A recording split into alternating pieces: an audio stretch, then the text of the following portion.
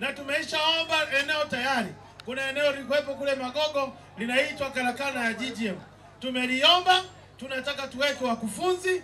Kila kijana asubuhi unachukua nauli, unaenda unafundishwa bure na unarudi umepata ujuzi.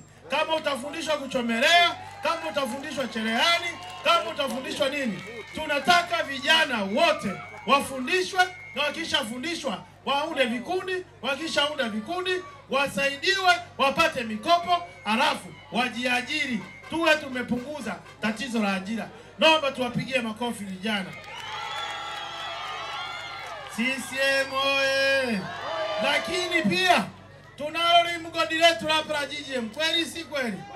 Linaajiri watu kutoka Mwanza, linaajiri watu kutoka mbali, wakati tunao vijana wetu hapa Geita.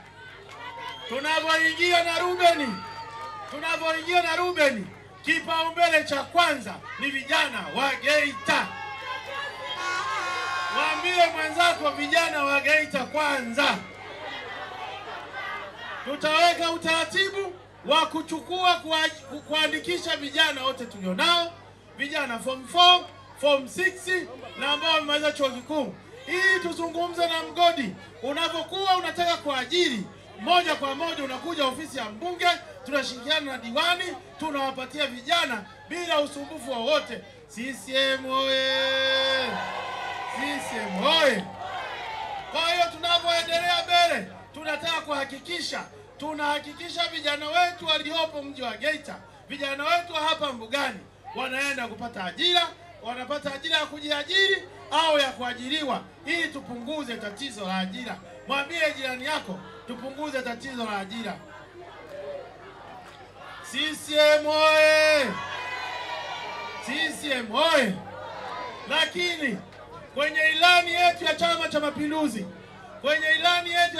Mapinduzi, katika ilani tulionayo 2025-2030, Dr. Samia Suluhu Hassan ambaye ni mwenyekiti wa Chama cha Mapinduzi amesimamia.